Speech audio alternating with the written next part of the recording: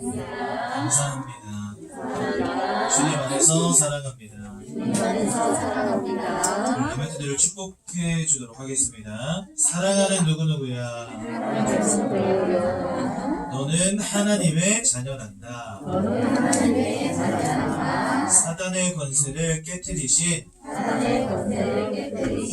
만왕의 왕이신 그리스도, 죄와 저주를 끝내신 대제사장이신 그리스도, 하나님 만나는 길이 되신 참 선지자이신 그리스도, 그 그리스도가 지금 내 안에 계신단다. 사랑하는 누구누구야, 오직 예수 그리스도 언약 안에서 늘 하나님께 감사하며 세계복음화의 언약 안에서 복음 증거에 힘쓰는 전도자가 되려 반드시 그래 될 것입니다. 신명기 6장 1절에서 8절까지만 보겠습니다.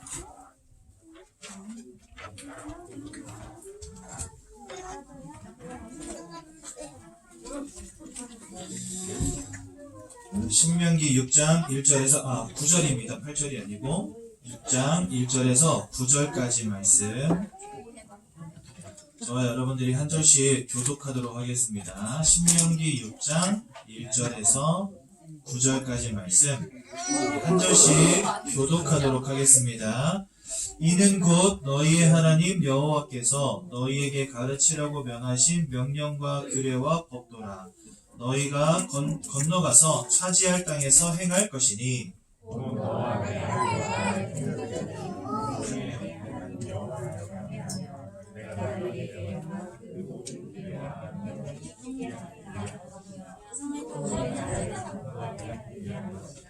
이스라엘아 듣고 삼가 그것을 행하라. 그리하면 내가 복을 받고 내 조상들의 하나님 여호와께서 내게 허락하신 같이 젖과 꿀이 흐르는 땅에서 내가 크게 번성하리라.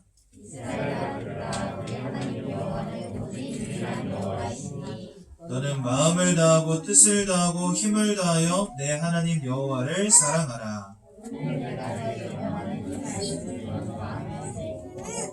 내 자녀에게 부지런히 가르치며 집에 앉았을 때에든지 길을 갈 때에든지 누워있을 때에든지 일어날 때에든지 이 말씀을 강론할 것이며,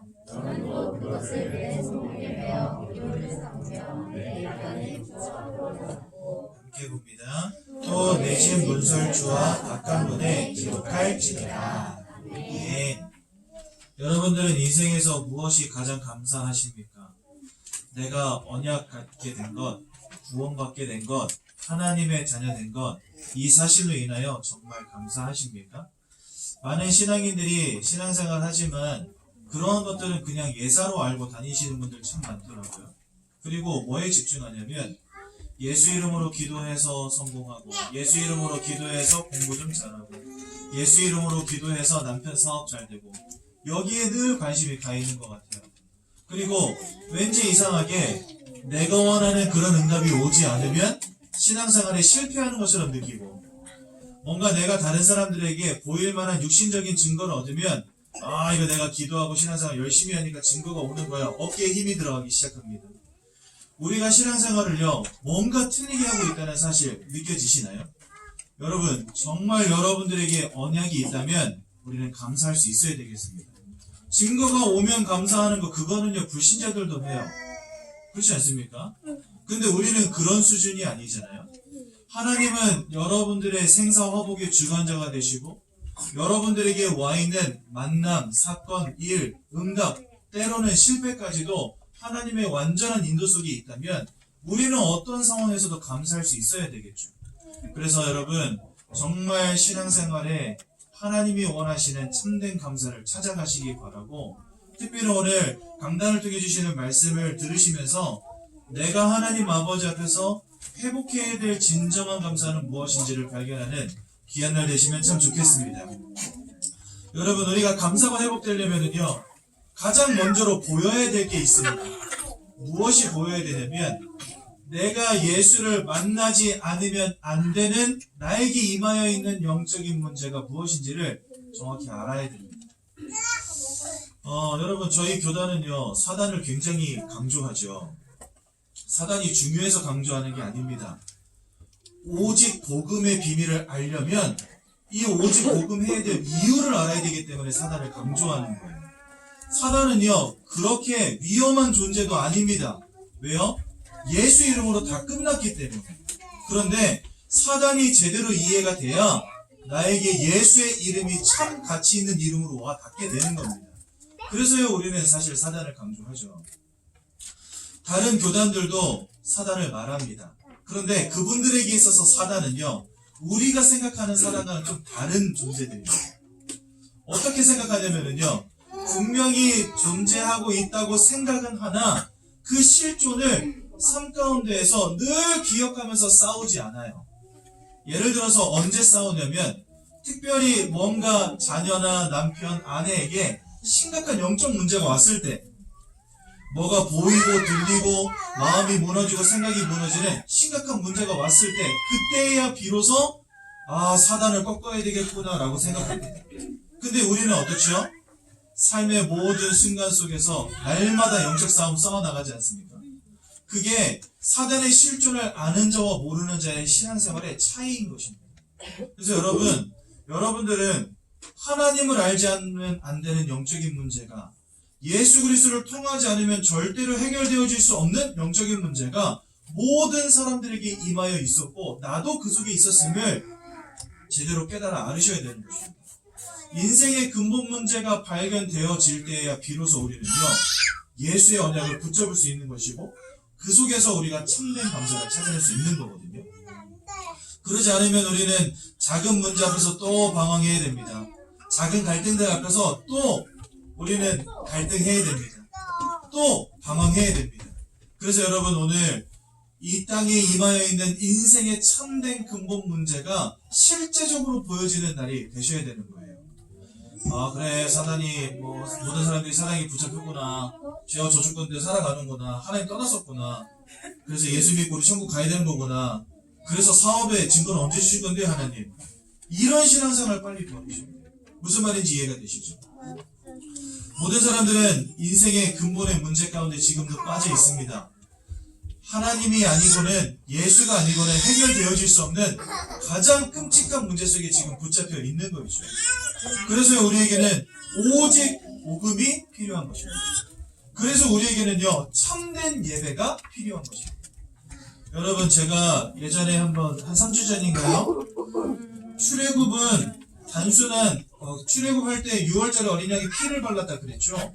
그런데 그것은 단순한 언약 회복이 아니었다라고 제가 말씀드렸어요. 400년 동안 이스라엘 백성들은 애굽에 살면서 무엇을 보았냐면, 애굽 사람들이 하는 우상 숭배를 보면서 살아왔어요. 그런데 오만 것 떼만 것 다 보면서 살았는데 이들이 한 번도 보지 못했던 게 있어요. 그게 뭐냐면, 하나님의 이름을 부르는 예배, 하나님께 영광 돌리는 예배, 그리스도의 언약을 붙잡는 예배, 이거를 한 번도 체험해 본 적이 없는 거예요. 하나님은 예수의 이름을 이스라엘 백성들에게 각인시키는 방법으로 뭘 택하셨냐? 예배를 택하셨어요. 어린 양을 잡아서 피를 바르는 그 행위 자체가 사실은 제단을 쌓고 그곳에다가 양을 드렸던 번제 예배의 모양을 본뜬 거거든요. 그러니까 하나님은 이스라엘 백성들에게 그냥 언약만 주신 게 아니고 뭘 회복하셨다고요? 참된 예배가 무엇인지를 보여주신 거예요. 그래서 우리는 근본 문제를 통해서 진짜 왜 복음이 오직 되어야 되는지를 붙잡아야 되고, 하나님이 원하시는 참된 예배를 회복하는 게 중요하구나를 깨달으셔야 되는 겁니다. 그러면요, 그 속에서 뭐가 나오게 되냐? 범사의 감사가 나오게 됩니다. 여러분이 잘나서, 여러분들이 착해서, 여러분들이 잘해서, 여러분들이 조건이 충족이 돼서 그래서 하나님이 구원 주신 거 아니잖아요. 우리가 아직 죄인 되었을 그때에 우리는 한 번도 하나님께 구원자를 보내달라고 요구한 적도 없는데, 하나님이 알아서 우리를 사랑하시고 은혜 베풀어 주셔서 그리스도를 보내주시고, 우리를 위하여 죽게 하심으로 우리를 구원하신 것입니다. 그렇죠?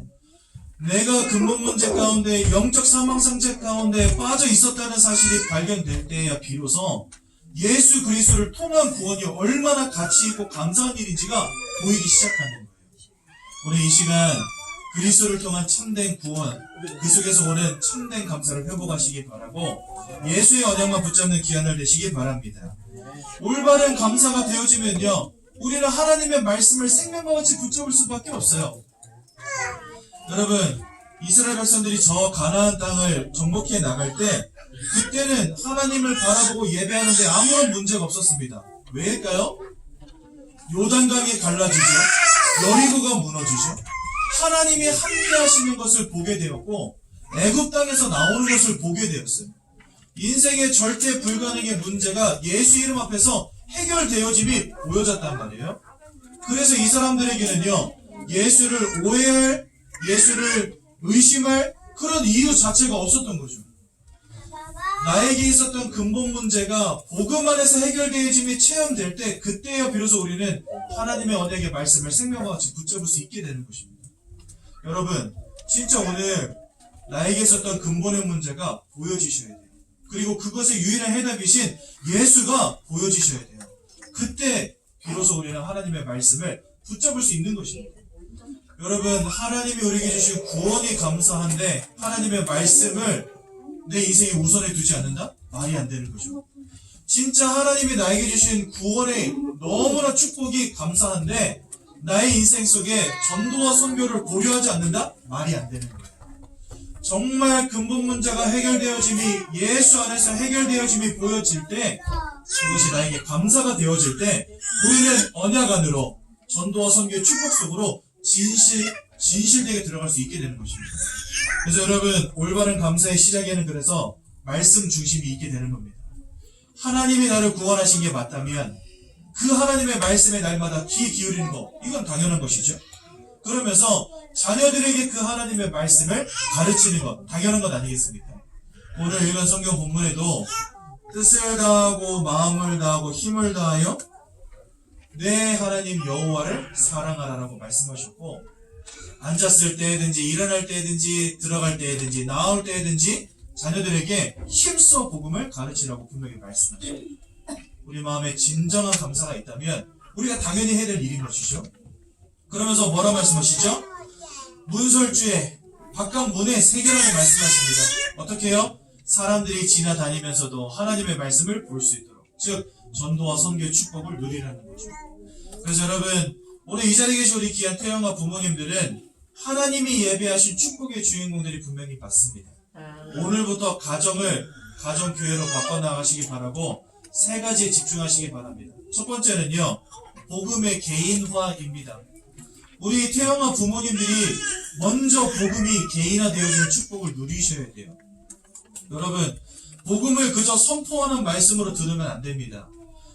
선포되어지는 그 말씀이 나에게 주시는 말씀임을 기억하시면서 그것을 나의 언어로 붙잡는 게 정말 중요해요. 특히나 복음이 나에게 적용되어지지 않는다? 그러면은요, 인생이 점점 신앙생활을 하는데도 불구하고 힘들어집니다. 많은 사람들이 신앙생활을 하면서도 방황하고 있고, 신앙생활을 하면서도 답을 찾지 못하고 있고, 신앙생활을 하면서도 개인의 문제에 걸려 있습니다. 왜 그럴까요? 아직까지도 복음이 나에게 개인화되지 못한 증거입니다. 그래서 우리 모든 태영아 부모님들은요, 어떤 것이 와도 흔들리지 않을 만큼 복음의 사람 되셔야 됩니다. 요셉은 노예로 팔려갔지만 하나님이 형통케 하는 축복을 누렸다 이렇게 되어 있어요. 여러분들의 인생의 상황이 노예만큼은 아닐 거 아니에요, 그죠? 그렇다면 요셉이 누린 그 축복을 우리 성도님들도 누릴 수 있습니다. 복음을 붙잡으시고 하나님만 바라보시는 가운데 흔들리지 않는 견고한 믿음의 사람들로 사시기 바랍니다.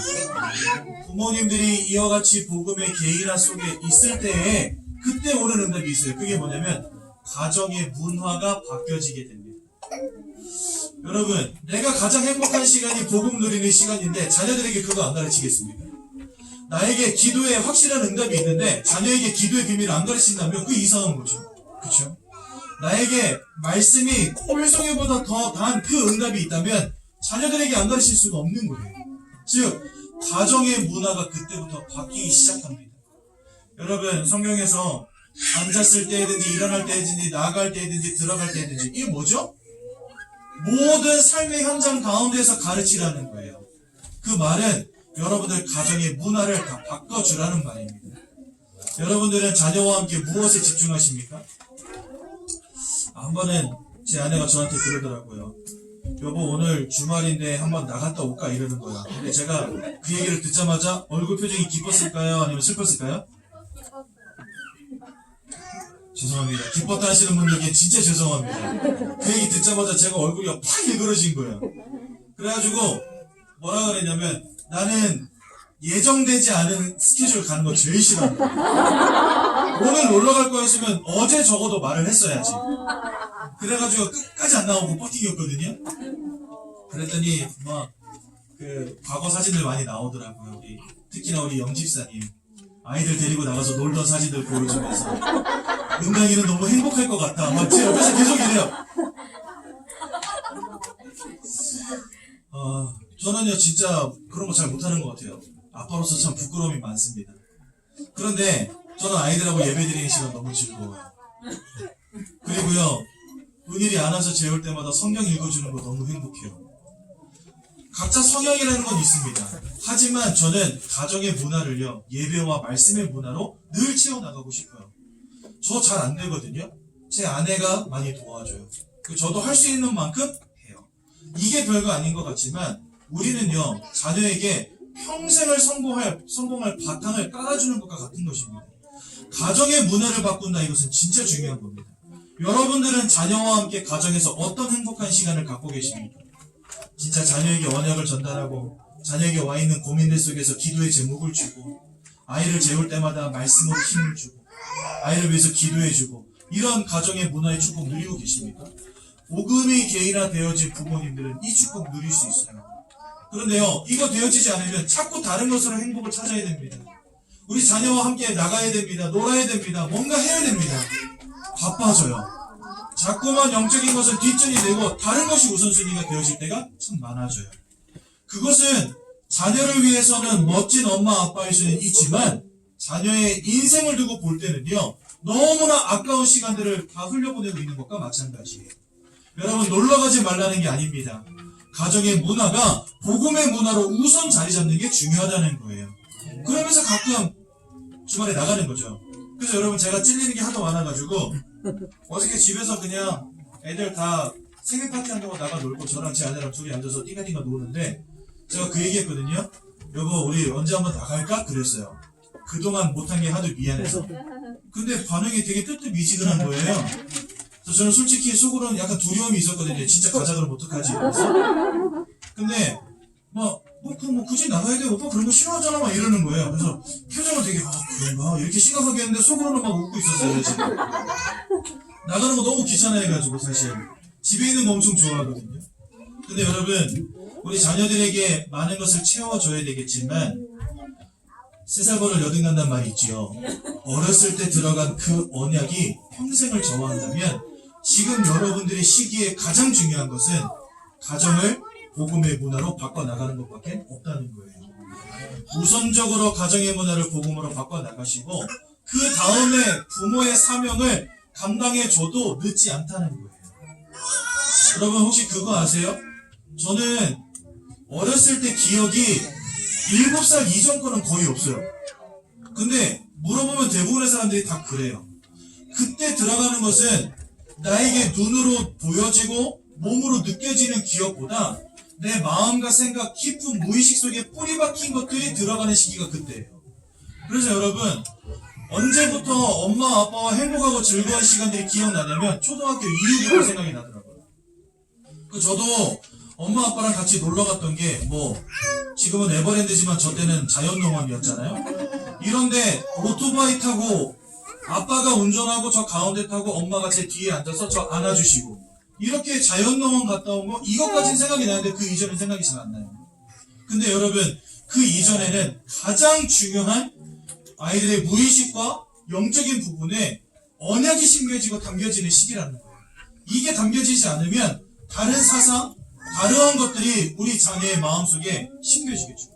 그래서 여러분 너무 자녀들의 정서 이런 부분들 너무 도와주려고 신경 쓰지 않으셔도 돼요. 뭐에 집중하셔야 되냐? 언약이면 됩니다. 하나님은 자녀의 생각과 마음과 삶과 육신을 치유할 능력이 있으시다니까요. 여러분들이 자녀의 정서를 만져주는 게 중요하지만 그것보다도 하나님의 말씀이 자녀를 치유합니다. 그래서요, 언약이면 되는 것이고 복음이면 되는 거예요. 우리 어렸을 때 자녀들에게 언약을 심어주는 복음의 문화, 가정에서 반드시 누리시길 바라고 그 다음에 부모로서의 사명은 감당해 주시면 됩니다. 그래서 가장 중요한 것을 놓치지 않는 축복 누리시길 바랍니다. 그러면은요, 후대가 오직 언약만 전달하는 복음의 열매 맺는 응답이 오게 되는 것입니다. 오늘 3층에 올라가시면 담임 목사님께서 성도에게 원하시는, 하나님이 원하시는 참된 감사가 무엇인지에 대한 말씀을 주실 거예요. 저와 함께 나눈 말씀들을 기억하시면서 집중해 보시기 바라고 하나님이 원하시는 참된 감사를 회복하는 귀한 날 되시기 바랍니다. 제가 한번 기도하고 말씀 마치겠습니다. 하나님 은혜 감사합니다. 우리 모든 태어난 부모님들을 축복하사 복음이 개인화되어지는 응답 누리게 도와주시고 가정을 복음의 문화로 바꿔나가게 도와주셔서 전도와 선교의 참된 축복을 누리는 후대를 남기는 귀한 가정 가문 되도록 인도하여 주옵소서. 오늘 말씀을 통해 참된 감사가 무엇인지 깨닫게 하실 것인데 우리 부모님들에게 손익의 최고 충만함을 주사 말씀에 집중하게 하시고 은혜 누리는 귀한 날 되게 하옵소서. 예수님의 이름으로 기도드렸습니다. 아멘.